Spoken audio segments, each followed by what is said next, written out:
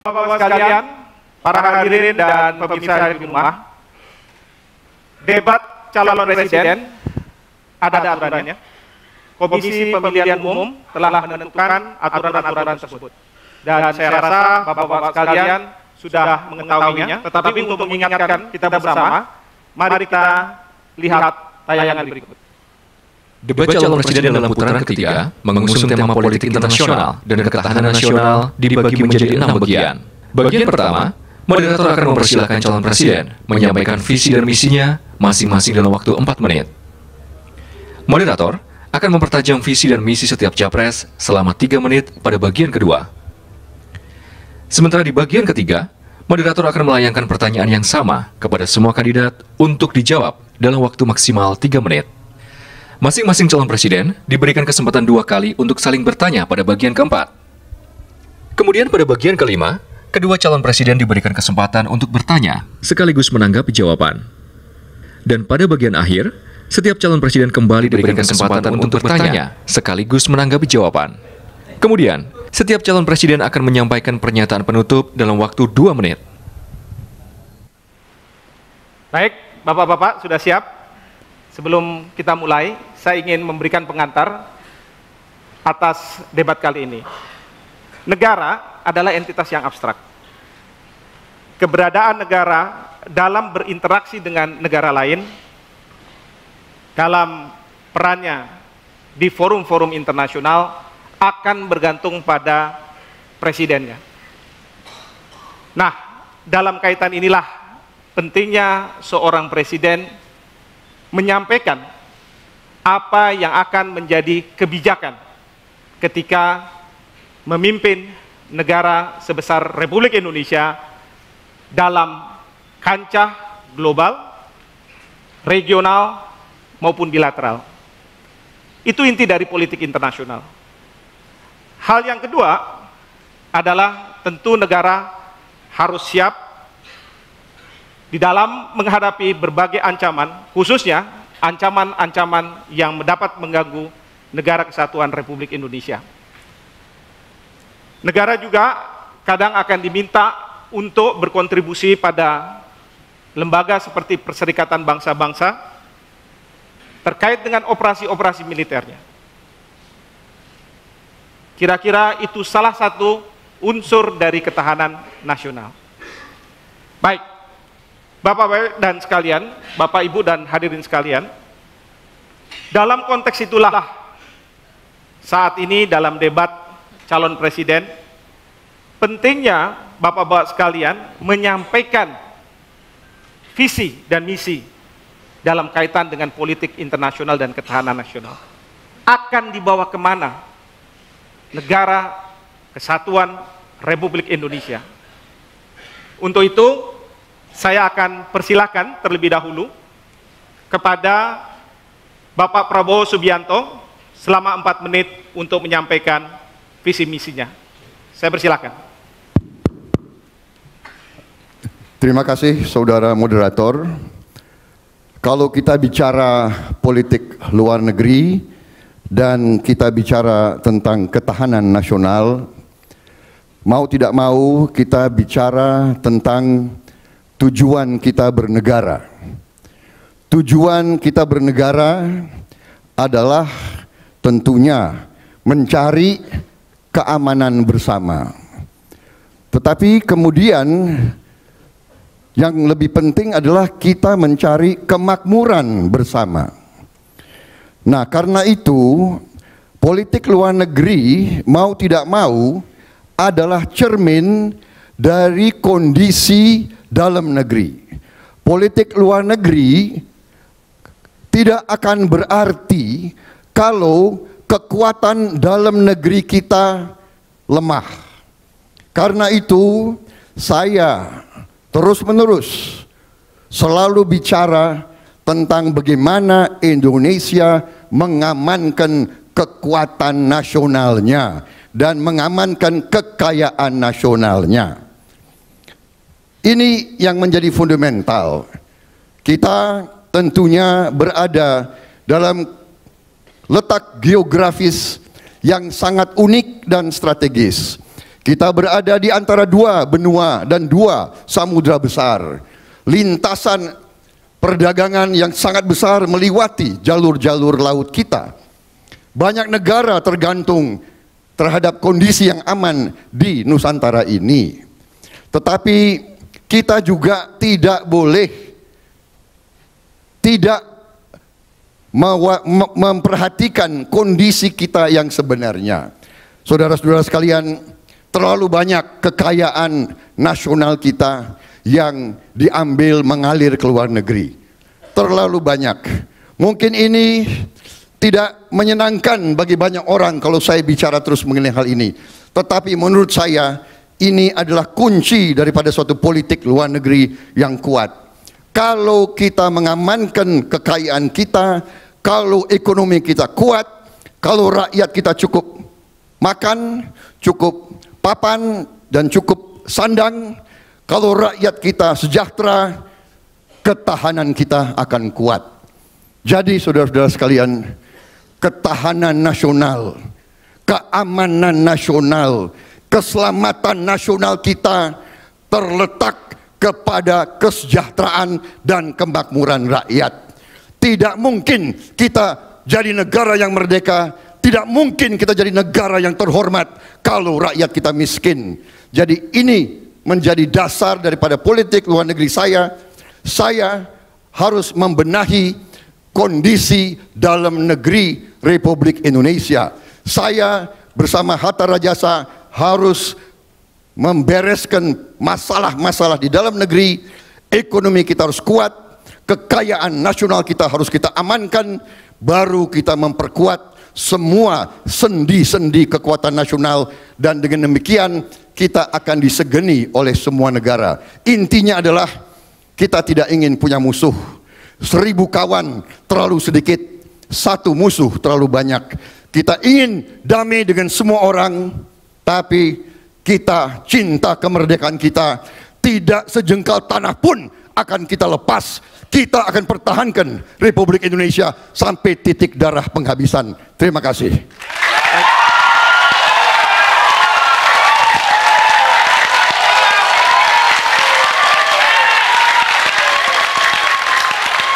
Baik, terima kasih Pak Prabowo. Selanjutnya saya akan persilahkan kepada Pak Joko Widodo selama 4 menit juga untuk menyampaikan visi misinya. Saya persilahkan. Assalamualaikum warahmatullahi wabarakatuh. Selamat malam, salam sejahtera bagi kita semuanya. Om Swastiastu. Yang saya hormati Bapak Prabowo Subianto, Ibu dan Bapak sekalian, saudara-saudaraku sebangsa dan setanah air. Prinsip dasar politik luar negeri kita adalah bebas aktif untuk ketahanan nasional kita. Untuk mencapai itu ada 4 prioritas yang harus kita kedepankan. Yang pertama adalah perlindungan warga negara Indonesia. Ini menyangkut TKI. Dan malam hari ini saya ingin mengucapkan duka cita yang dalam-dalamnya atas kecelakaan kapal TKI kita di perairan Malaysia. Semoga semuanya selamat.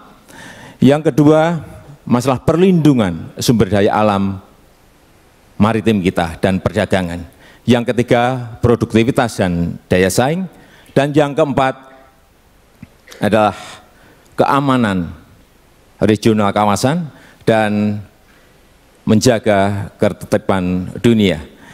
Di sini saya, Jokowi dan JK punya komitmen mendukung penuh Palestina untuk menjadi negara yang merdeka, menjadi negara yang berdaulat, dan mendukung penuh Palestina untuk masuk sebagai anggota penuh Perserikatan Bangsa-Bangsa.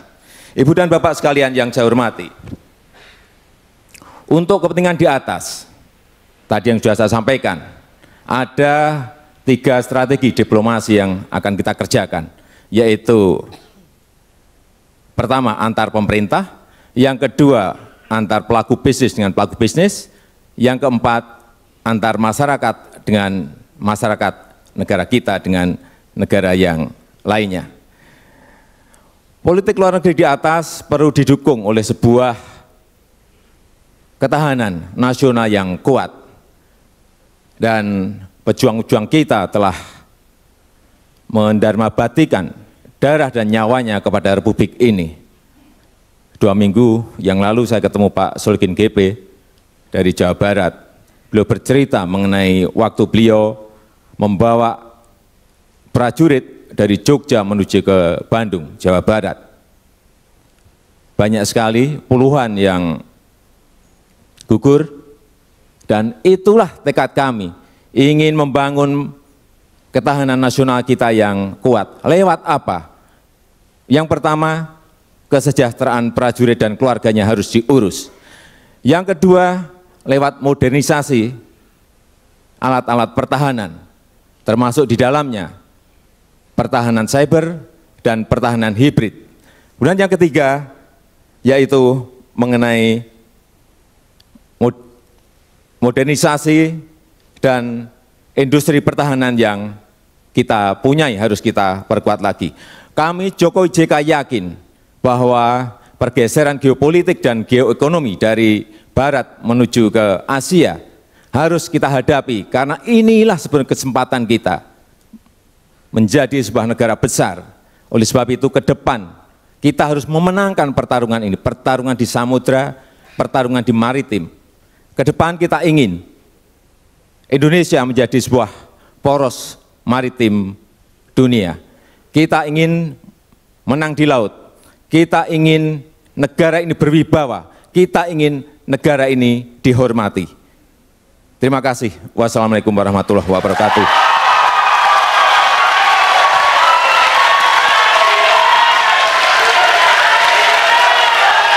Baik, terima kasih Pak Joko Widodo.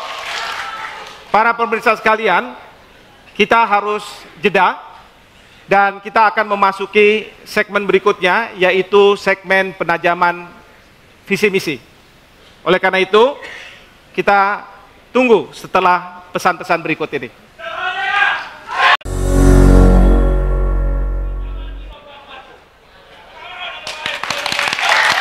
Ya.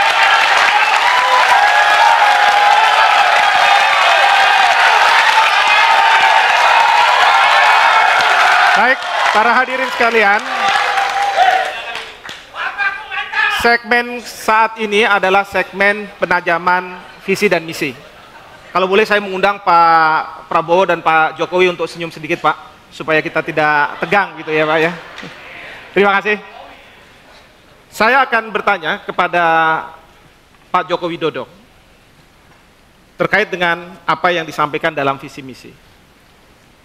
Ada 2 pertanyaan, memang waktunya tidak banyak, tetapi pertama adalah tadi dikatakan perlindungan terhadap sumber daya manusia. Maaf, sumber daya alam.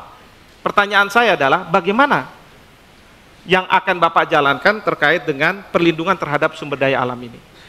Hal yang kedua, tadi Bapak juga mengatakan bahwa akan ada modernisasi terhadap alutsista TNI kita.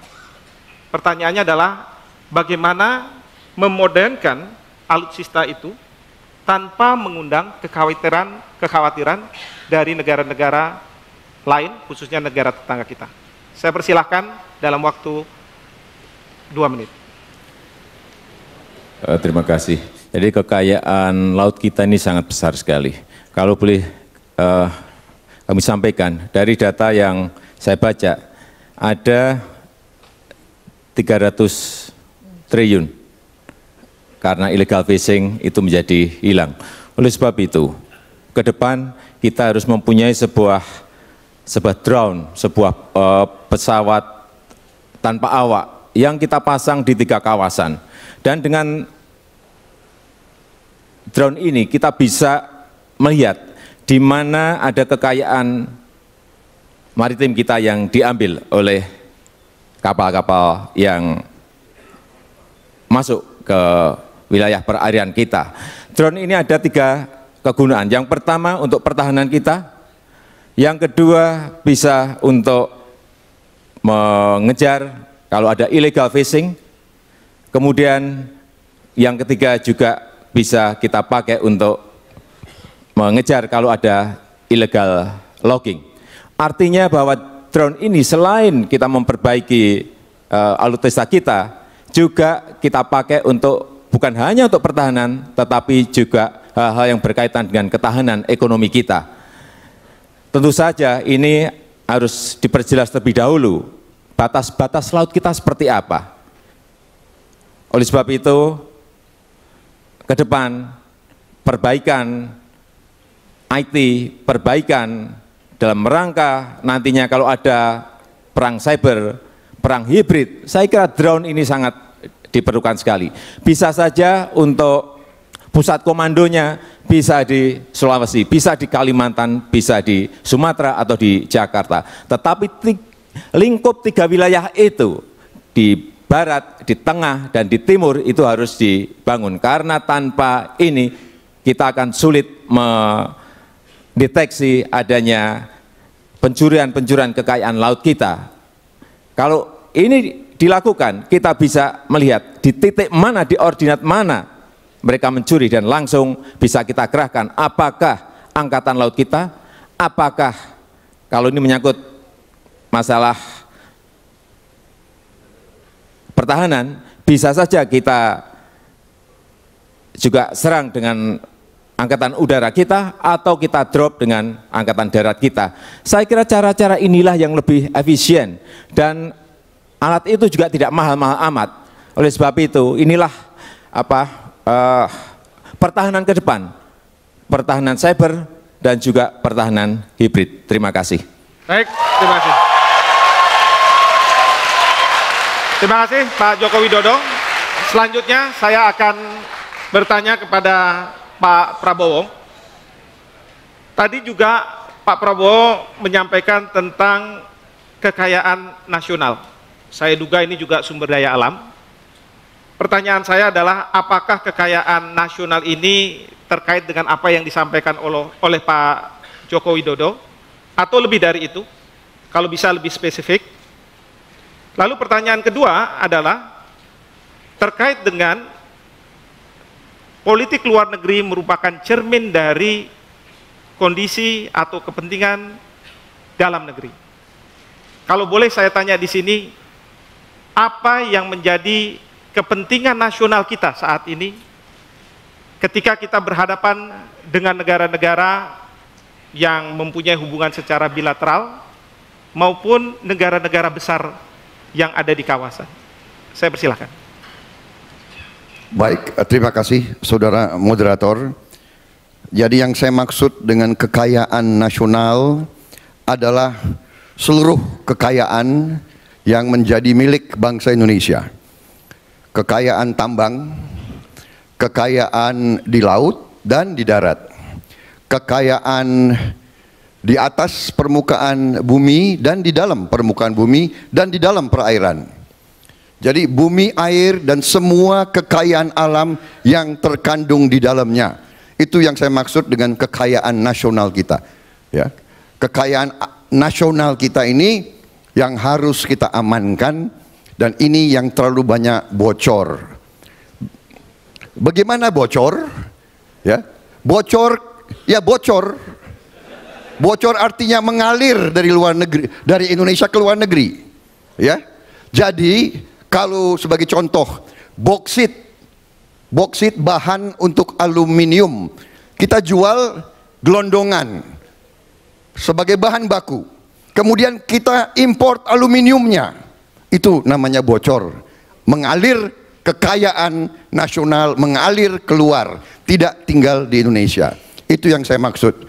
Kemudian cermin dari politik luar negeri, cermin dari kondisi dalam negeri. Kalau rakyat kita miskin, kalau banyak huru hara di Indonesia, kalau banyak ketidakpuasan, kalau kita tidak punya kekuatan, pesawat terbang kita kurang, peluru kita kurang, helikopter kita kurang, polisi kita gajinya kurang, hakim kita gajinya kurang. Kalau demikian, kita tidak punya wibawah ke luar negeri. Kita tidak akan didengar, kita tidak akan dihormati. Bahkan sebaliknya, kita akan dilecehkan. Di ujungnya, kita boleh berdiplomasi dengan kata-kata, tapi ujungnya bangsa-bangsa lain hanya akan lihat kekuatan nasional Indonesia. Kekuatan real Indonesia bagaimana? Kalau ada orang yang mengklaim laut kita, bisa nggak kita pertahankan? Kalau ada orang yang mengklaim pulau-pulau kita, menduduki bahkan, bisa nggak kita menangkal mereka dan mencegah mereka? Itu yang saya maksud, Pak, dengan politik luar negeri cermin dari kondisi dalam negeri kita. Kalau kita lemah di dalam negeri, kita tidak punya nilai tawar ke bangsa-bangsa lain. Kalau kita kuat ekonomi kita, kalau rakyat kita makmur, kita punya kemampuan, baru kita akan didengar dan dihormati. Mungkin kalau kita lemah, kita akan diganggu terus. Kalau kita kuat, kita bisa bertahan. Terima kasih.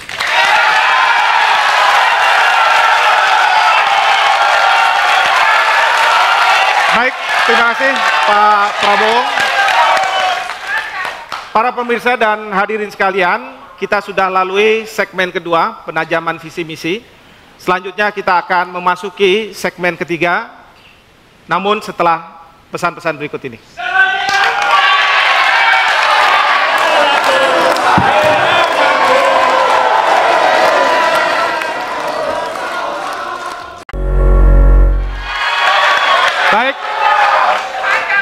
Baik, terima kasih para pemirsa sekalian. Kita sudah memasuki segmen ketiga sekarang.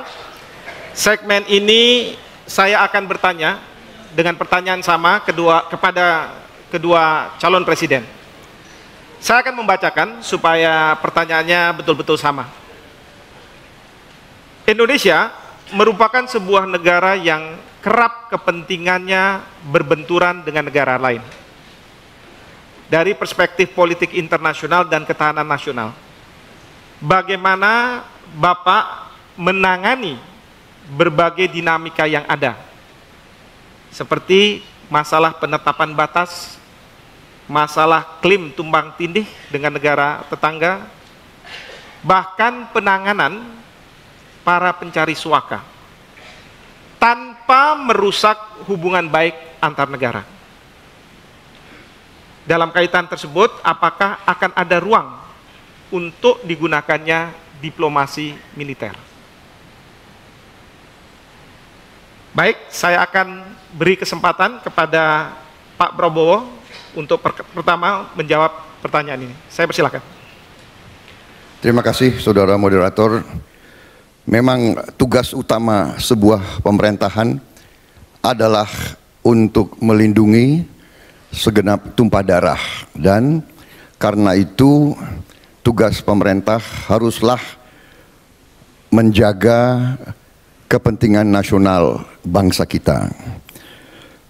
Apabila kepentingan nasional bangsa kita terusik atau berbenturan dengan negara lain, tentunya kita harus mempertahankan kepentingan nasional kita.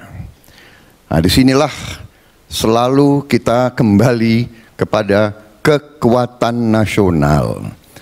Jadi kita selalu harus berdialog. Saya selalu tadi prinsip yang saya sampaikan, 1000 kawan terlalu sedikit, 1 lawan terlalu banyak. Kita butuh persahabatan dengan semua lingkungan kita. Kita tidak punya masalah prinsip. Kita menghormati semua negara, tetapi ada kepentingan inti yang tidak bisa kita tawar-menawar, yaitu keutuhan wilayah negara kesatuan Republik Indonesia. Tidak satu jengkal pun akan kita lepas atau kita biarkan lepas. Tidak satu jengkal pun. Tidak 1 meter pun atau senti pun laut kita akan kita serahkan kemanapun. Tapi ini semua merupakan kepentingan inti kita, core national interest, hak kita untuk membelanya, hak kita untuk mempertahankannya, tetapi ujung-ujungnya adalah kekuatan nasional kita. Kita boleh teriak-teriak, tapi di ujungnya bisa enggak kita pertahankan core national interest kita. inti daripada kepentingan nasional kita. Jadi saya akan mengutamakan diplomasi, persahabatan. Saya ingin mengedepankan the good neighbor policy, politik tetangga yang baik. Kita akan selalu santun sesuai dengan kepribadian bangsa Indonesia. Kita selalu tenggang rasa dengan bangsa lain. Kita akan mengerti dan berusaha mengerti kepentingan bangsa lain. Tapi kita juga akan meyakinkan bangsa lain, tolonglah mengerti kesulitan Indonesia, tolonglah mengerti kepentingan Indonesia. Dan saya kira dengan saling pengertian, insya Allah kita akan mencapai persahabatan yang baik di antara semua lingkungan kita. Terima kasih. Baik.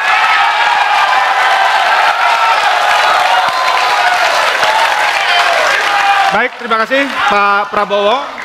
Pertanyaan yang sama saya akan tujukan juga kepada Pak Joko Widodo. Saya ulang saja Pak, supaya tidak lupa. Indonesia merupakan sebuah negara yang kerap kepentingannya berbenturan dengan negara lain.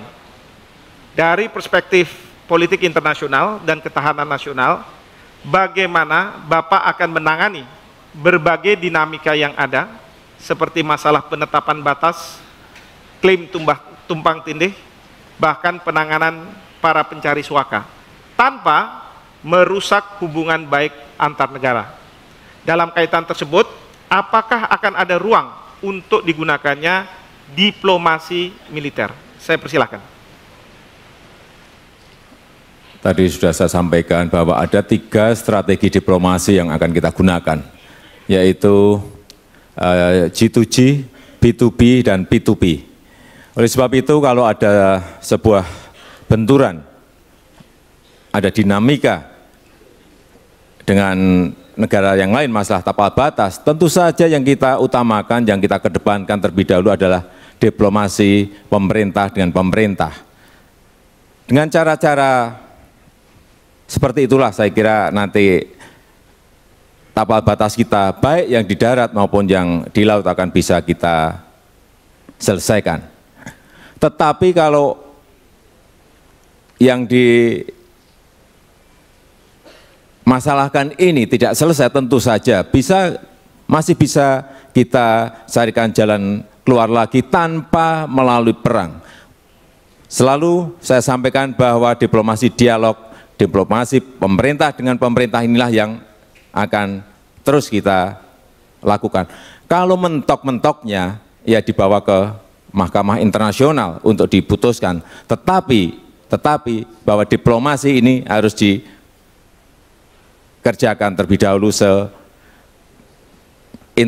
mungkin, sebisa-bisanya, sehingga apa yang menjadi kepentingan nasional, apa yang menjadi kepentingan rakyat, apa yang menjadi kepentingan untuk ketahanan nasional kita tidak terganggu karena benturan, karena masalah dinamika kita dengan negara yang lain.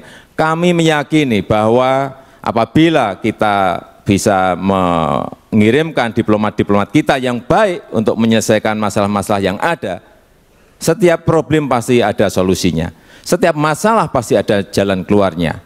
Itulah saya kira diplomasi yang ingin kita kedepankan, baik mengenai tapal batas, baik mengenai pencari suaka, semuanya kita lakukan lewat diplomasi dan tanpa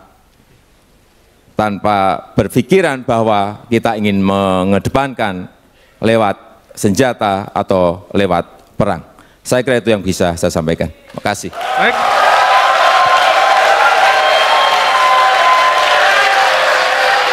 Terima kasih Pak Joko Widodo. Saya akan bertanya, pertanyaan kedua yang saya tujukan terlebih dahulu kepada Pak Joko Widodo. Ada 2 subpertanyaan. Bagaimana upaya Bapak dalam memberikan perlindungan warga negara di luar negeri, terutama para pekerja perempuan?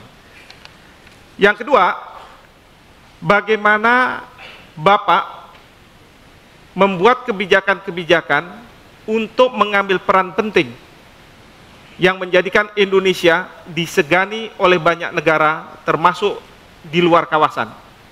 Lebih khusus, Indonesia menjadi pemimpin di ASEAN. Saya persilahkan. Terima kasih. Untuk masalah TKI, persoalan yang harus kita selesaikan adalah yang pertama masalah sebelum penempatan. Ini harus rampung dulu, harus dirampungkan dulu. Baik mengenai seleksi, baik mengenai pelatihan bagi TKI itu harus betul-betul detail dilihat dan diawasi. Jangan sampai yang kita kirim ke sana adalah yang belum melalui seleksi dan belum melalui sebuah pelatihan-pelatihan. Kemudian kalau sudah dikirim, data di kedutaan besar kita harus komplit. Artinya apa? Kedutaan besar kita, KBRI kita bisa memberikan perlindungan kepada warga yang ada di negara itu. Dan tentu saja itu harus dikontrol, harus ada manajemen pengawasan, harus ada cek setiap bulannya. Apakah kondisi mereka dalam kondisi yang baik? Apakah kondisi mereka tidak pada kondisi yang disiksa atau dianiaya? Ini tugas KBRI, terutama di negara-negara yang TKI-nya banyak. Kemudian yang ketiga juga kita tidak usah mengirim kepada negara yang tidak mempunyai undang-undang perlindungan yang jelas terhadap TKI. Lebih baik kita moratorium saja. Kita harus tegas hal-hal seperti ini, karena ini menyangkut nyawa, menyangkut warga negara kita yang ada di negara yang lain, dan menyangkut harkat martabat kita. Kemudian yang kedua mengenai peran penting kita. Saya kira kita pernah jaya saat kita mengadakan konferensi Asia Afrika. Ini bisa kita ulang, tadi di depan sudah kami sampaikan, apabila kita bisa membangun sebuah poros maritim dunia yang baik, sehingga peran kita di situ jelas. Negara yang lain akan mau tidak mau berkepentingan terhadap kita, mau tidak mau akan mendekati kita, karena mereka mempunyai kepentingan untuk masuk ke dalam perairan kita. Peran-peran seperti itulah yang menjadi kunci negara kita berwibawa, negara kita dihormati, dan peran-peran seperti itulah yang akan dilihat oleh negara yang lain, bahwa kita memang negara yang wajib dihormati mereka, bahwa kita adalah negara yang wajib disegani oleh mereka. Kuncinya ada di situ. Terima kasih. Baik.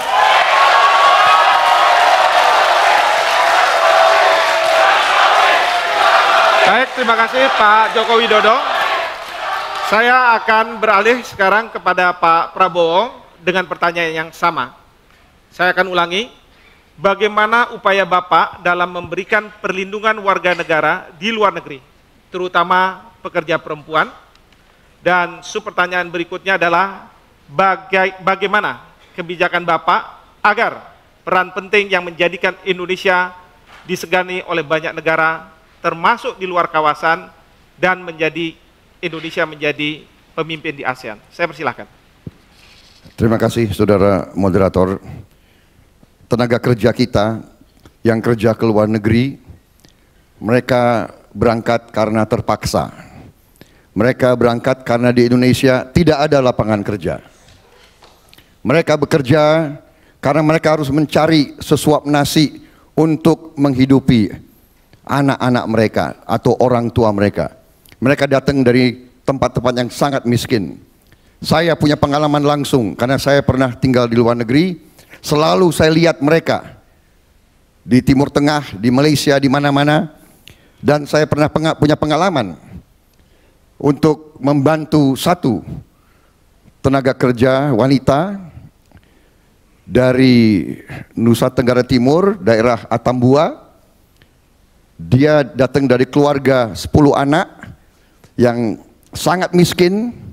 Dia pergi pada usia dia baru 15 tahun, dan akhirnya dia teraniaya, tersiksa, dan akhirnya dia snap psikologis, dia membunuh majikannya, dan akhirnya kita harus membantu dan menyelamatkan nyawanya. Jadi intinya adalah karena kemiskinan yang mendalam di daerah-daerah yang tertinggal.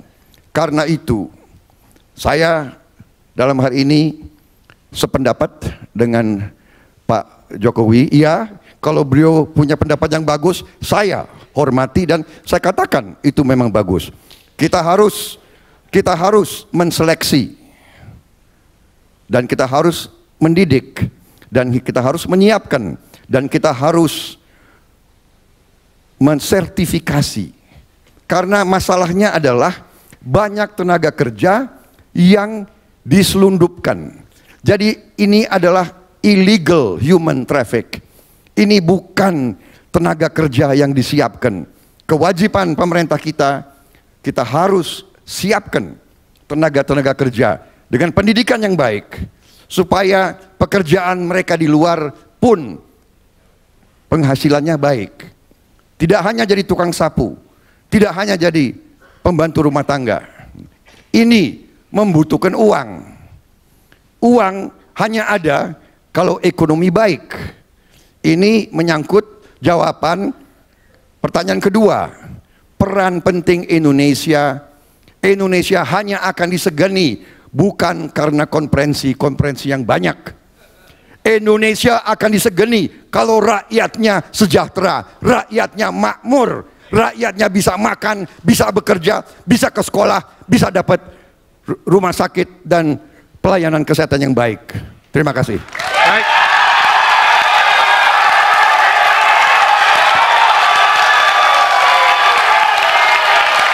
Baik, terima kasih Pak Prabowo.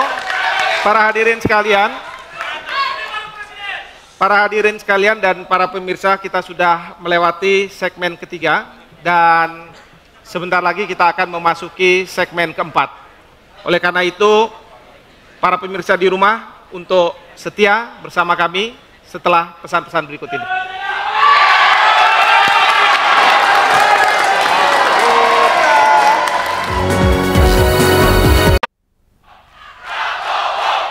Kita akan memulai segmen keempat.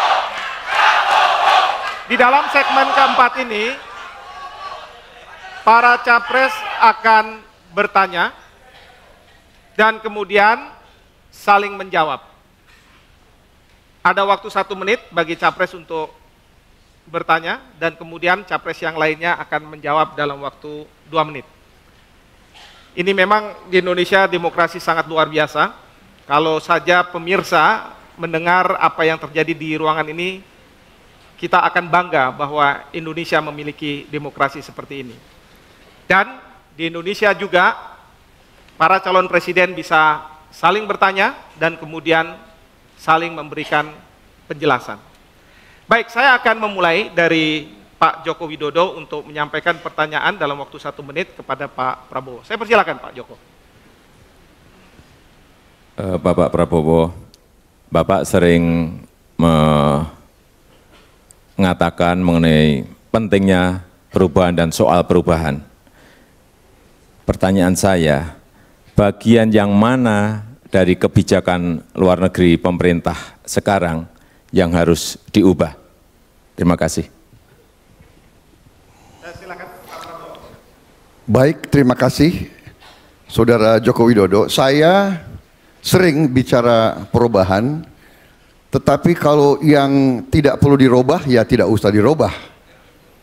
Jadi kebetulan di bidang politik luar negeri, saya melihat bahwa politik luar negeri Indonesia sekarang di bawah pemerintah SBY sudah dalam jalur yang benar. 1000 kawan terlalu sedikit, 1 lawan terlalu banyak. Jadi kalau yang sudah baik, untuk apa dirubah? Jadi jangan salah arti, saya ingin mengusung perubahan pada bidang dan sektor di mana perlu ada perubahan. Kalau ada kekurangan kita perbaiki. Kalau sudah baik, untuk apa kita perbaiki? Kalau sudah baik kita pertahankan, kita teruskan. Jadi kebetulan harus diakui bahwa dalam hal politik luar negeri, ya pemerintah SBY saya kira cukup menonjol, cukup diakui. Ya, itu salah satu prestasi beliau. 10 tahun membawa stabilitas, perdamaian, ya, dan hal ini jangan dianggap remeh. Perdamaian jangan dianggap remeh. Kita lihat tiap malam di televisi, di Timur Tengah, di mana-mana negara lain penuh perang saudara dan kekacauan. Ya, kalau ada sekarang pemerintah yang punya politik yang benar, politik yang benar, saya yang pertama mengakui, saya tidak minta perubahan asal perubahan. Ya, itu mungkin salah pengertian Pak Joko Widodo. Saya ingin yang baik kita pertahankan. Kalau bisa kita tingkatkan. Jadi good neighbor policy, stabilitas dan perdamaian untuk Indonesia. Baik, terima kasih Pak Prabowo. Sekarang giliran Pak Prabowo untuk menyampaikan pertanyaan kepada Pak Joko Widodo. Saya persilakan Pak.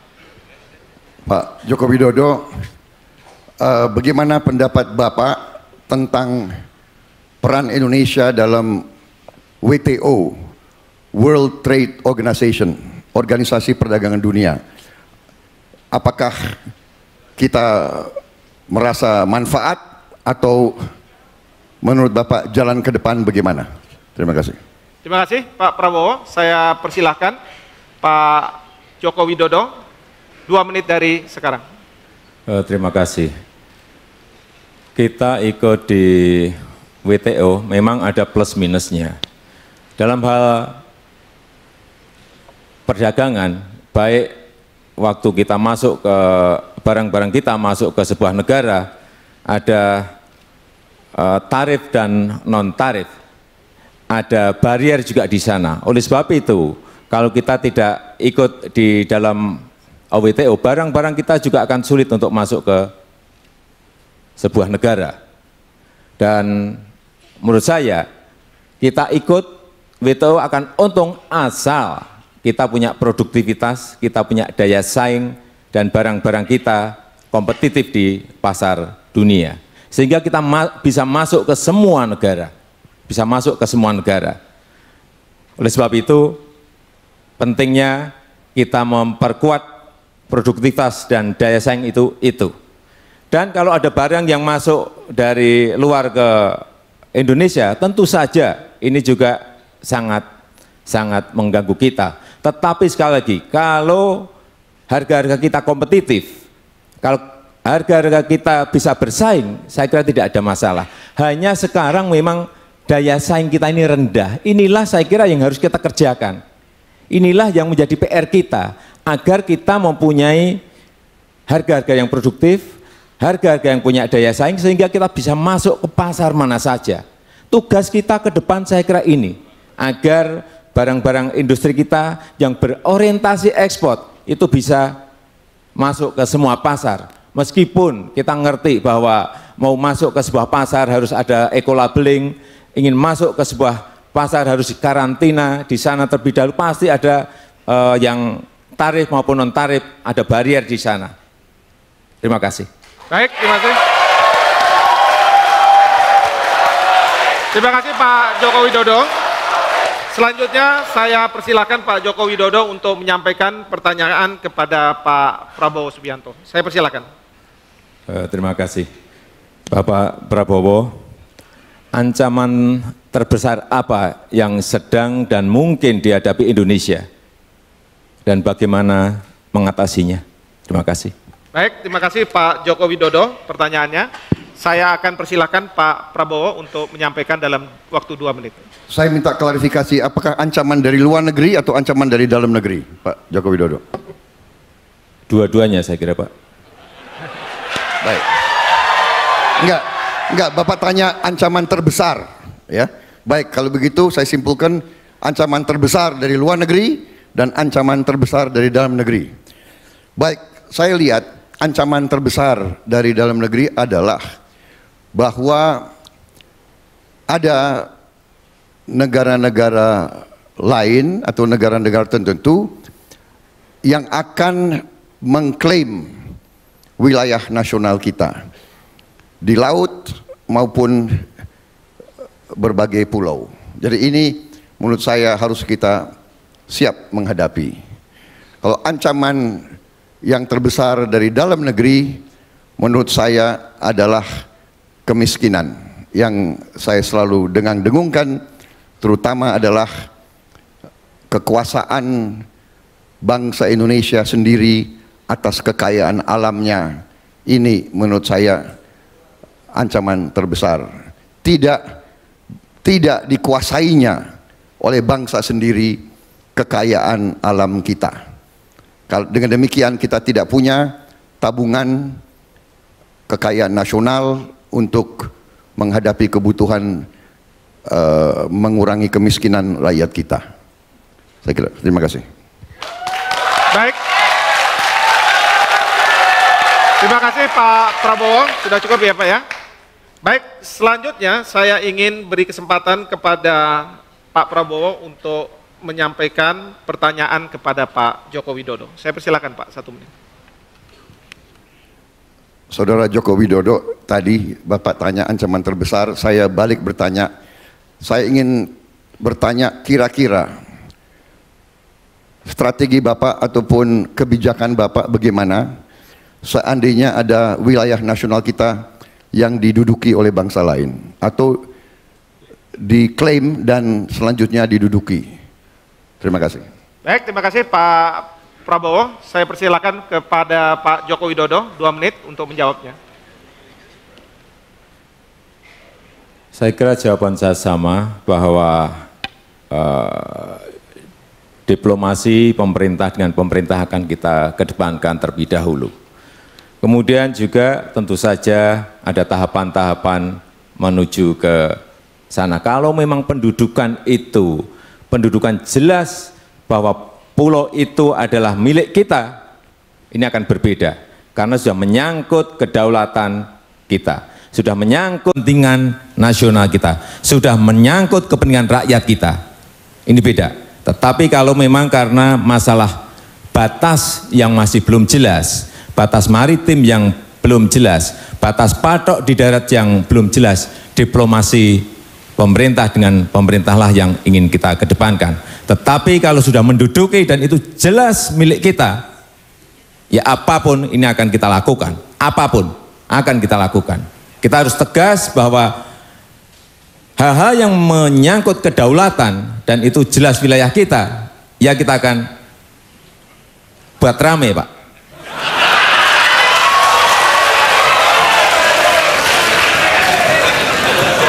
Enggak, karena jangan dipikir saya tidak bisa tegas. Karena tegas menurut saya adalah berani memutuskan dan berani mengambil risiko. Risiko itulah yang akan saya ambil sebagai pimpinan nasional. Kalau memang betul-betul mereka menduduki wilayah yang merupakan kedaulatan kita, apapun akan saya pertaruhkan. Terima kasih. Terima kasih Pak Joko Widodo. Tadi ada kata-kata tegas, Pak Prabowo juga. Kalau boleh tegas, boleh senyum ya Pak ya. Terima kasih, senyum penting Pak. Para pemirsa sekalian, kita sudah menyelesaikan segmen keempat dan kita harus tunggu ke segmen berikutnya, yaitu segmen kelima, di mana para calon presiden akan bertanya, kemudian yang lainnya akan memberikan jawaban, lalu ditanggapi oleh calon presiden berikutnya, dan kemudian ditanggapi lagi. Dan ini akan menurut saya semakin seru. Oleh karena itu, jangan kemana-mana, tunggu pesan berikut ini. Para hadirin dan pemirsa sekalian, kita akan memasuki segmen kelima. Segmen ini akan dibagi sebagai berikut. Ada pertanyaan dari calon presiden yang satu, kemudian akan dijawab oleh calon presiden berikutnya. Pertanyaan dalam waktu 1 menit, jawaban dalam waktu 2 menit, kemudian akan ditanggapi jawaban tersebut selama 2 menit, dan kemudian tanggapan tersebut akan ditanggapi lagi. Saya akan memulai dengan Bapak Prabowo Subianto untuk bertanya kepada Bapak Joko Widodo. Saya persilahkan Pak. Terima kasih saudara moderator. Saudara Joko Widodo, Bapak sering bicara tentang drone, tentang teknologi tinggi dan sebagainya. Salah satu tentunya kalau kita bicara drone dan sebagainya, masalah satelit menjadi sangat strategik di dalam ketahanan nasional kita. Masalahnya adalah waktu pemerintahan dipimpin oleh Ibu Megawati Soekarno Putri, Indonesia menjual perusahaan yang sangat strategik, yaitu Indosat. Pada saat Indosat memiliki 2 posisi geostasioner di atas wilayah udara kita. Saya bertanya, apabila Bapak jadi presiden, apa langkah Bapak? Apakah akan membeli kembali atau bagaimana Indosat itu? Baik. Terima kasih. Baik, terima kasih Pak Prabowo. Saya persilahkan kepada Bapak Joko Widodo untuk menjawab pertanyaan tersebut. Iya, masalah drone ini adalah kita ingin melompati sebuah alutsista yang konvensional menuju ke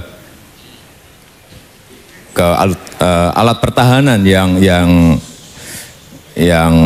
berteknologi tinggi. Ini penting sekali karena wilayah kita ada 17.000 pulau yang harus kita awasi dan ke laut kita yang begitu luasnya. Oleh sebab itu drone di 3 wilayah ini penting sekali, meskipun kita kalau punya drone pun masih satelitnya masih ikut menyewa ke negara yang lain. Tetapi ke depan kalau kita tidak memulai sekarang, kapan lagi kita harus mulai? Drone-nya bisa kita beli sekarang dan alih teknologinya bisa kita lakukan. Satelitnya pun juga bisa kita sekarang nebeng dulu, tetapi harus punya target bahwa kita harus punya satelit sendiri pada suatu saat, ada targetnya. Dan yang kedua mengenai Indosat. Ini perlu kami sampaikan bahwa saat itu tahun 98 itu krisis berat. Dan pada saat Ibu Megawati menjadi presiden saat itu, kondisi ekonomi masih belum baik. Kita jangan berbicara sekarang pada posisi normal, tetapi bicaralah pada saat krisis dan imbas dari krisis. Keuangan APBN kita masih berat. Oleh sebab itu, waktu Indosat kita jual, seharusnya kita juga harus melihat ada klausul apa di situ. Klausulnya jelas bahwa bisa kita ambil kembali. Hanya sampai sekarang belum kita ambil. Oleh sebab itu, ke depan saya kira kuncinya hanya satu, yaitu kita buyback kembali. Kita ambil kembali saham itu dan menjadi milik kita lagi. Oleh sebab itu, ke depan ekonomi kita harus di atas 7%. Terima kasih. Baik, terima kasih Pak Joko Widodo. Saya persilakan Pak Prabowo untuk menanggapi. Jadi saya sudah dapat suatu penjelasan. Jadi Bapak berniat akan membeli kembali Indosat apabila Bapak jadi presiden. Begitu. Jadi berarti memang itu Bapak akui sebagai sarana strategis yang harus dikuasai oleh bangsa Indonesia dan yang memang seharusnya tidak dijual ke bangsa lain. Begitu. Terima kasih. Baik, cukup Pak Prabowo. Kalau sudah cukup, saya persilakan Pak Joko Widodo untuk menanggapi.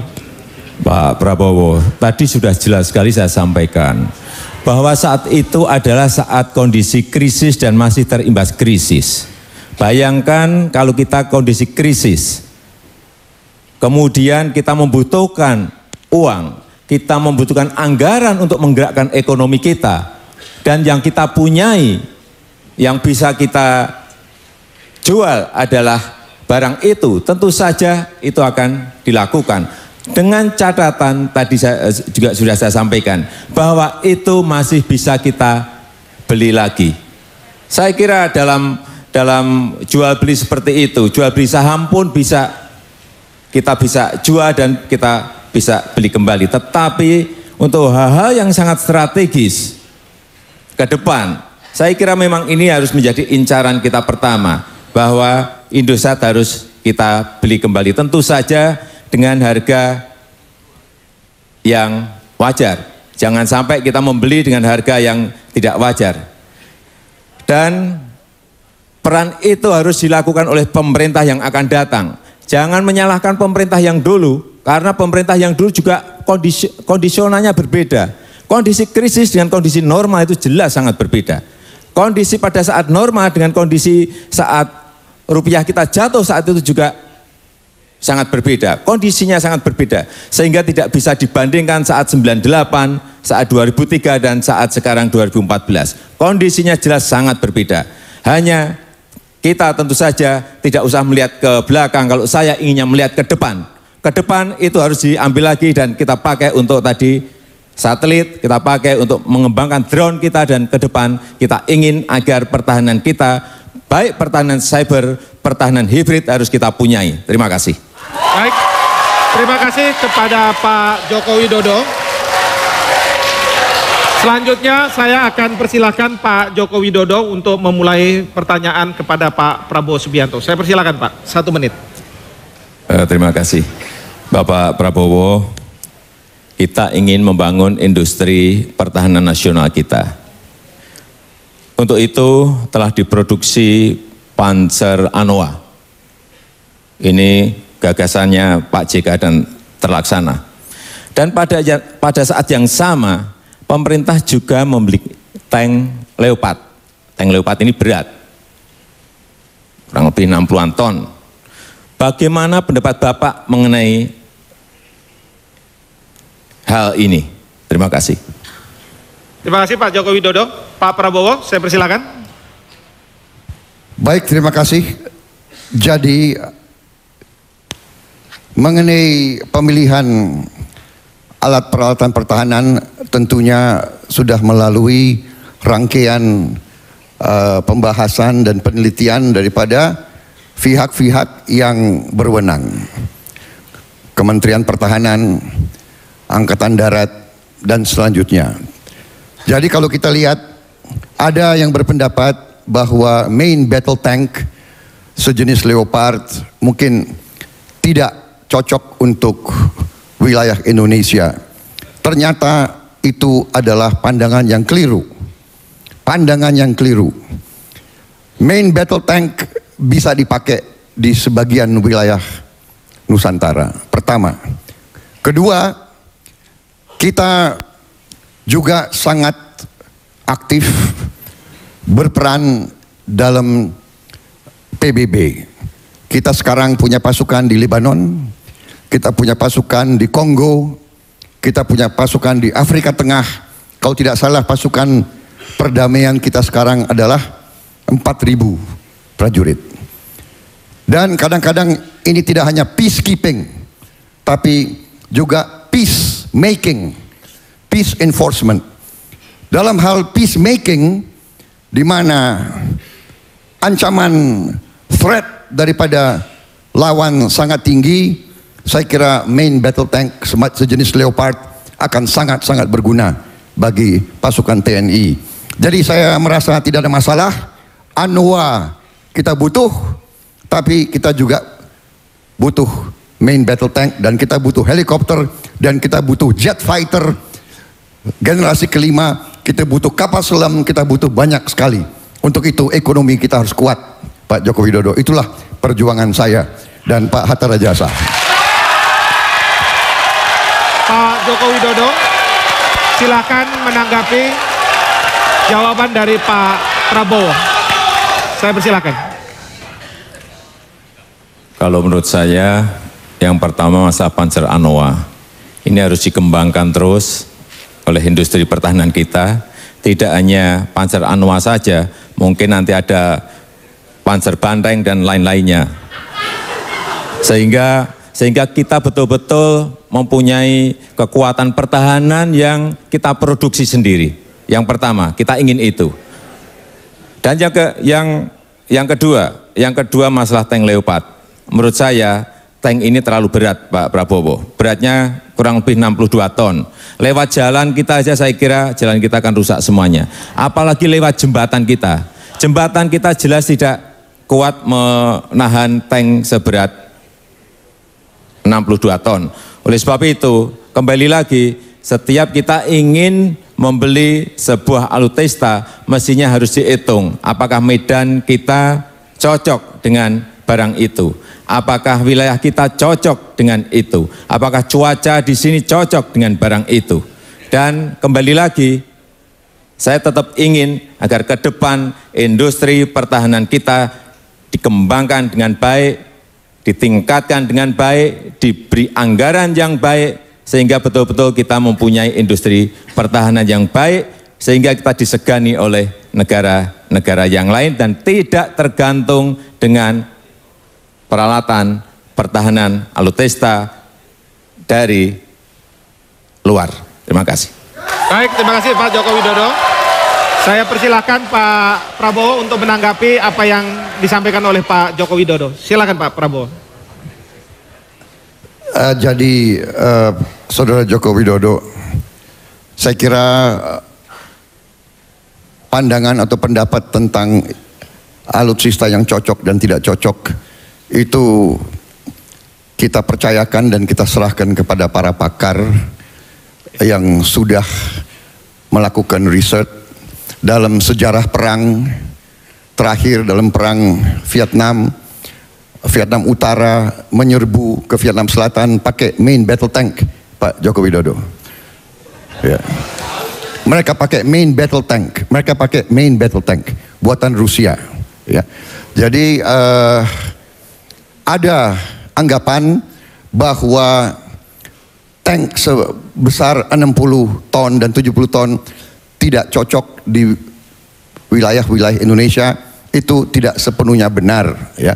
Jadi saya sependapat dengan Bapak, kita harus memperkuat industri dalam negeri, ya, itu, dan saya sangat mendukung setiap usaha untuk benar-benar membuat industri dalam negeri, ya. Jadi itu jangan kita ragukan. Tetapi tank Leopard ini sudah merupakan keputusan Angkatan Darat, keputusan TNI, ya pasti harus kita gunakan dan manfaatkan sebagai bagian daripada arsenal kita, ya. Jadi saya kira itu, ya, tetap saya utamakan nanti di ujungnya adalah bahwa pandangan saya pertahanan terbaik adalah kemakmuran dan kesejahteraan rakyat Indonesia. Kita boleh punya tank, boleh punya jet fighter, boleh punya semua. Kalau rakyat kita tidak sejahtera, tidak ada gunanya. Terima kasih. Baik, terima kasih Pak Prabowo. Pak Prabowo, sekarang giliran Bapak untuk bertanya kepada Pak Joko Widodo. Saya persilahkan dalam waktu 1 menit. Saudara Joko Widodo, bagaimana pandangan Bapak tentang peran Indonesia dalam masalah Laut Cina Selatan? Terima kasih. Saya persilahkan Pak Joko Widodo. Terima kasih. Ini adalah urusan negara yang lain dengan negara yang lain. Tetapi kalau kita bisa masuk dan berperan juga lebih baik. Tetapi harus kita amati. Harus kita cek apakah kita masuk ke sebuah konflik yang justru membuat kita menjadi berhubungan tidak baik dengan Tiongkok, atau kita bisa memberikan jalan keluar atau solusi bagi konflik itu. Kalau kita yakin kita bisa mencarikan jalan keluar dengan strategi diplomasi yang kita punyai, saya kira kita masuk saja. Tetapi kalau kita tidak yakin, tidak mempunyai keyakinan bahwa kita bisa menyelesaikan itu, saya kira kita tidak usah ikut-ikutan dalam sebuah konflik yang memang belum jelas arahnya mau kemana. Yang jelas kepentingan nasional tetap nomor 1, tetapi kita juga ingin berperan di dalam setiap masalah-masalah yang ada di kawasan kita, di kawasan regional kita, dengan catatan-catatan bahwa konflik-konflik yang ada itu kita bisa berperan dan bisa kita ikut mencarikan solusi, bisa kita ikut menyelesaikan masalah-masalah yang ada. Saya kira itu. Baik, saya persilakan Pak Prabowo untuk menanggapi jawaban tadi. Masalahnya Pak Joko Widodo adalah bahwa sebagian wilayah maritim kita termasuk diklaim oleh salah satu negara yang jadi masalah di Laut Cina Selatan. Itu masalahnya. Jadi yang saya ingin tanya, bagaimana sebaiknya kita bersikap dalam hal itu, karena kita juga bagian dari ASEAN. Ya, ada 4 negara ASEAN yang punya klaim. Bagaimana kita sebagai katakanlah negara terbesar di ASEAN, apakah kita abstain sama sekali atau kita membela 4 kawan-kawan kita di ASEAN itu dalam masalah Laut Cina Selatan itu? Terima kasih. Baik, terima kasih Pak Prabowo. Pak Joko Widodo, silahkan ditanggapi. Tadi sudah saya sampaikan, kalau kita berperan dan peran itu kita bisa memberikan keuntungan pada negara-negara kawan kita di ASEAN, itu kita lakukan. Tetapi kalau kita tidak mempunyai sebuah solusi yang benar, tidak mempunyai sebuah jalan keluar yang benar, proses diplomasi yang ingin kita lakukan tidak memberikan manfaat untuk apa? Setahu saya, apa yang terjadi di Laut Tiongkok itu, kita tidak mempunyai konflik sama sekali masuk di dalam area yang ada. Hanya memang peran kita, kalau memang dibutuhkan, kita bisa masuk dengan catatan tadi yang sudah beberapa kali saya sampaikan, harus ada manfaatnya. Harus bisa memberikan solusi dan harus bisa memberikan jalan keluar agar konflik itu tidak meluas dan memberikan dinamika yang tidak baik terhadap kawasan di ASEAN ini. Konflik-konflik seperti itu saya kira memang lebih baik apabila secepatnya diselesaikan, dan peran itu saya kira bisa dilakukan dengan strategi diplomasi yang di depan tadi sudah saya sampaikan. Tetapi kalau peran itu memang tidak ada manfaatnya, untuk apa kita melakukan? Terima kasih. Baik, terima kasih Pak Joko Widodo. Para pemirsa dan hadirin sekalian, sekarang giliran Pak Joko Widodo bertanya. Ini pertanyaan kedua kepada Pak Prabowo dalam waktu 1 menit. Saya persilakan Pak Joko Widodo. Terima kasih. Bapak Prabowo, apa yang salah dalam hubungan Indonesia dan Australia sehingga seringkali naik dan turun, sering sekali panas dan dingin? Terima kasih.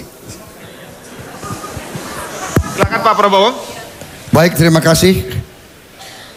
Saya kira secara jujur saya merasa bahwa masalahnya tidak terletak di pihak Indonesia, Pak Joko. Saya kira masalahnya adalah mungkin Australia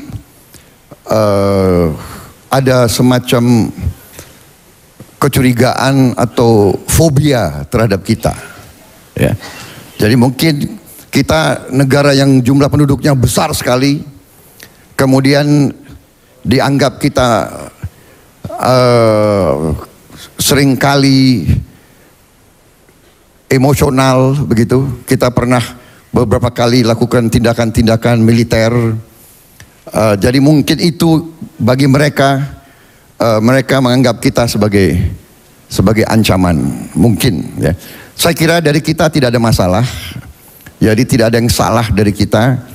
Kita ingin bersahabat. Semua pemerintah Indonesia yang saya kenal, ya kan, ingin bersahabat baik dengan mereka.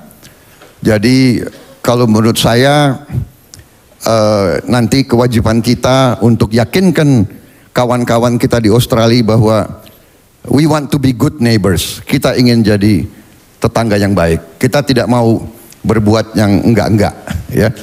Kita ingin hidup damai dan kita ingin bersahabat sama Australia. Kita bukan ancaman bagi Australia. Kita harus yakinkan mereka dan kita harus buktikan bahwa kita memang niatnya baik. Saya kira begitu, tapi tentunya kita juga harus tegas dalam mempertahankan core national interest kita, kepentingan nasional inti kita. Jadi kita tidak ada masalah sama Australia. Kita harus yakinkan Australia bahwa kita ingin bersahabat baik dengan mereka. Terima kasih. Silakan ditanggapi Pak Joko Widodo. Silakan ditanggapi Pak Joko Widodo. Kalau menurut saya ada dua hal penting dalam hal hubungan kita dengan Australia. Yang pertama ada ketidakpercayaan. Ini masalah trust, sehingga terjadi dalam beberapa bulan yang lalu masalah penyadapan. Ini hanya masalah ketidakpercayaan, masalah trust antar negara. Oleh sebab itu ke depan menurut saya diplomasi pemerintah dengan pemerintah, antar pelaku bisnis dengan pelaku bisnis, antar masyarakat dengan masyarakat itu terus dilakukan dan terus digalakkan. Inilah yang akan mengurangi ketegangan itu dan inilah yang akan mengurangi konflik-konflik yang ada, gesekan-gesekan yang ada antara Indonesia dan Australia. Dan diplomasi budaya merupakan diplomasi budaya, diplomasi pendidikan, tukar menukar budaya, tukar menukar pendidikan. Saya kira juga merupakan sebuah diplomasi yang terus kita harus galakkan. Kemudian yang kedua masalah kewibawaan. Menurut saya kita ini dianggap sebagai negara yang lebih lemah. Oleh sebab itu ke depan masalah kehormatan negara, masalah kewibawaan negara, ini harus menjadi catatan khusus bagi Presiden. Jangan sampai kita ini dilecehkan, jangan sampai kita ini diremehkan gara-gara kita dianggap lemah dan tidak berwibawa. Itu menurut saya. Baik, terima kasih. Selanjutnya saya akan persilahkan Pak Prabowo untuk menanggapi apa yang disampaikan oleh Pak Joko Widodo. Saya kira tanggapan Pak Joko Widodo sebetulnya sejalan dengan jawaban saya. Ya, Bapak bilang trust, saya bilang mereka curiga sama kita, kita harus yakinkan mereka bahwa kita bukan ancaman sama mereka. Kita ingin jadi good neighbor, kita ingin jadi tetangga yang baik. Jadi sebetulnya dalam hal ini kita sama, Pak.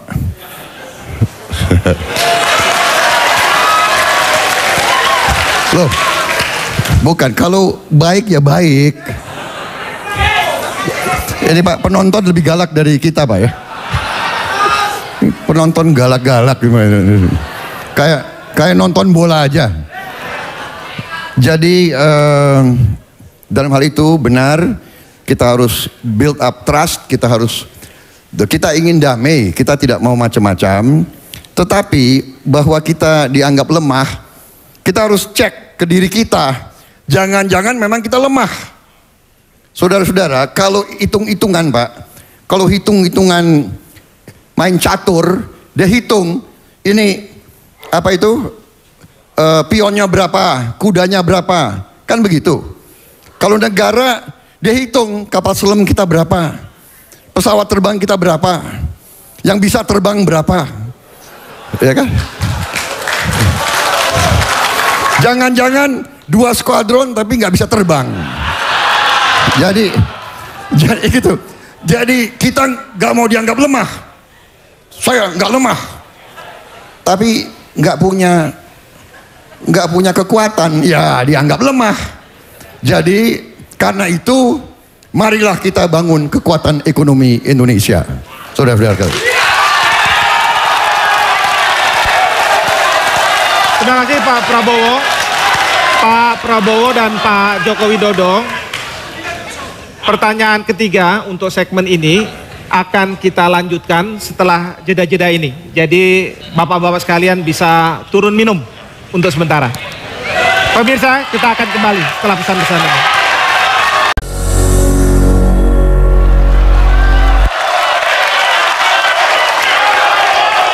Baik, Pak Prabowo dan Pak Joko Widodo, Kita masih ada satu pertanyaan dari Pak Joko Widodo, kemudian nanti juga ada satu pertanyaan dari Pak Prabowo dan kemudian dari Pak Joko Widodo. Saya persilahkan pertanyaan pertama disampaikan oleh Pak Prabowo kepada Pak Joko Widodo. Saya persilahkan Pak, 1 menit. Terima kasih Saudara Moderator. Saudara Joko Widodo, menurut Bapak apakah postur angkatan perang kita sudah cukup kuat? Apa perlu ditambah atau dikurangi? Kalau ditambah dengan keterbatasan dana, caranya bagaimana? Kita punya kekuatan. Kalau tidak salah, dari pasukan darat saja kita punya sekitar 160 batalion, padahal kita punya 500 kabupaten. Berarti ada sekitar 350 kabupaten yang kosong pertahanannya. Terima kasih. Mohon tanggapan dan pandangan Bapak bagaimana mengisi kabupaten-kabupaten yang kosong tidak ada tentaranya.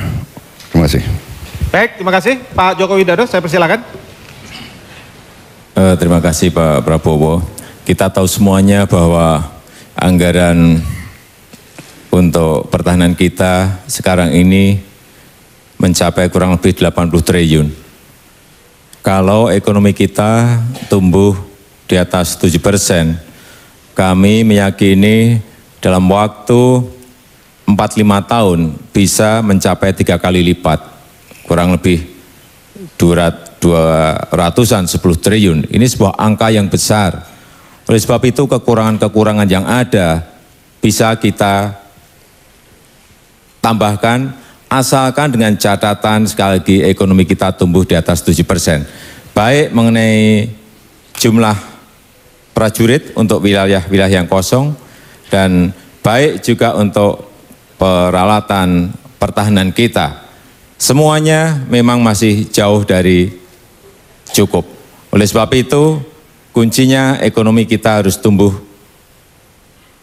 di atas 7%. Dengan ekonomi tumbuh di atas 7% itu, kita akan mempunyai anggaran yang lebih besar, dan anggaran yang lebih besar itu akan bisa kita gunakan untuk baik untuk menambah jumlah prajurit kita, dan juga untuk menambah alutsista kita, menambah alat-alat pertahanan kita, sehingga betul-betul semuanya yang berada di wilayah negara kita ini betul-betul bisa kita kuasai dengan baik. Dengan peralatan-peralatan cukup, dengan personil yang cukup, baru kita berani menyampaikan bahwa kita memang betul-betul siap dan negara punya wibawa, negara akan dihormati oleh negara yang lain. Terima kasih. Baik, terima kasih. Selanjutnya saya akan persilakan Pak Prabowo untuk memberikan tanggapan atas jawaban Pak Joko Widodo. Apakah Bapak pernah memikirkan apakah Indonesia memerlukan suatu tentara cadangan atau tidak? Tentara semacam perlawanan rakyat, tentara cadangan teritorial begitu. Terima kasih. Baik, Pak Joko Widodo. Sangat diperlukan, karena apapun sekarang ini kita ingin juga melatih agar cadangan-cadangan yang ada ini ada di sipil. Baik Menwa yang dilatih, baik Hansip yang dilatih, baik rakyat yang dilatih, sehingga setiap saat diperlukan, setiap waktu diperlukan, mereka akan siap untuk di medan apapun. Inilah saya kira pertahanan semesta kita, agar kita tidak tergantung kepada jumlah tentara yang ada, karena memang anggarannya belum mencukupi, tetapi kesiapan kita di personil akan didukung oleh pertahanan dari sipil kita, seperti tadi yang saya sampaikan. Terima kasih. Baik, terima kasih. Bapak Joko Widodo, sekarang giliran Bapak untuk bertanya kepada Pak Prabowo Subianto. Saya persilakan Pak Joko Widodo. Terima kasih Bapak Prabowo. Komunitas Ekonomi ASEAN, ASEAN Economic Community akan berlaku akhir 2015. Untuk itu, daya saing ekonomi kita akan menjadi penting. Apa yang akan Bapak lakukan untuk meningkatkan daya saing itu dalam hal ini hubungan dengan negara yang lain? Terima kasih. Silakan Pak Prabowo. Baik, terima kasih. Inti daripada meningkatkan daya saing adalah bahwa kita memberi fasilitas, memberi insentif, memberi dukungan-dukungan kepada perusahaan-perusahaan kita tanpa kita melanggar ketentuan-ketentuan dalam perjanjian internasional tersebut. Insentif-insentif yang bisa diberikan, pendidikan, kredit-kredit yang diperlancar, perizinan yang dipermudah, kemudian lahan-lahan yang dipermudah, banyak sekali yang bisa dilakukan oleh sebuah pemerintahan yang ingin mengunggulkan perusahaan-perusahaan nasional untuk bisa bersaing di suatu komunitas yang nantinya akan datang ke kita. Ini juga butuh investasi besar-besaran di bidang pendidikan. Kita mau tidak mau harus menyiapkan sumber daya manusia kita untuk bisa berhadapan dengan keterbukaan nanti yang mau tidak mau kita sudah setujui dan kita harus hadapi. Tetapi pemerintah tentunya harus menjaga kepentingan nasional kita. Kita harus waspada dan kita harus evaluasi dampak-dampaknya, semua dampak daripada nanti keterbukaan itu kepada ekonomi kita dan kepada keselamatan daripada pengusaha dan perusahaan-perusahaan kita. Juga selalu saya kembali, kita harus sangat-sangat ketat dalam menjaga kekayaan nasional kita, terutama kita harus paksakan processing industri supaya diterapkan di semua sektor industri di dalam negeri di Indonesia. Terima kasih. Terima kasih Pak Prabowo. Pak Jokowi, mohon ditanggapi. Yang pertama, pembangunan manusia, terutama karena kita sudah dalam waktu yang sangat mepet. Oleh sebab itu, menurut saya pembangunan teknopark, pembangunan tempat-tempat latihan bagi anak-anak muda, kita harus segera dikerjakan. Karena ini sudah tinggal setahun, sudah sangat mepet sekali. Tidak ada ruang lagi kita untuk berbicara mau atau tidak mau. Ini harus kita hadapi. ASEAN Economic Community. Kemudian yang kedua, diplomasi perdagangan kita harus diperkuat bagi dubes-dubes yang berada di ASEAN. Artinya apa? Dubes-dubes kita harus menjadi marketer, harus mampu memarketingi, mampu memasarkan produk-produk yang ada di daerah-daerah. Baik produk industri kecil, baik produk-produk UKM yang sebetulnya ini mempunyai daya saing yang tinggi. Karena harganya masih sangat kompetitif, harganya punya daya saing. Hanya perlu mereka diberikan ruang untuk memasarkan produknya ke luar negeri. Oleh siapa? Oleh dubes-dubes kita. Kita ingin ke depan dubes-dubes kita, diplomasinya 80% harus diplomasi di bidang perdagangan.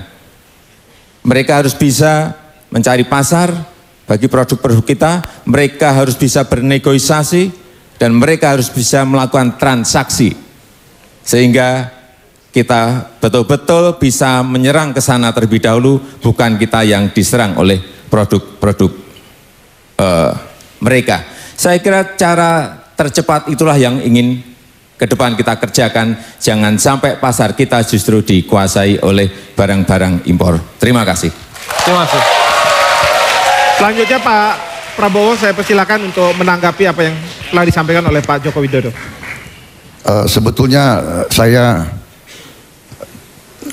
kurang tangkap tanggapan dari Bapak, tapi arah pembicaraan gagasan-gagasan Bapak sebetulnya tidak bertentangan dengan pemikiran saya, ya kan?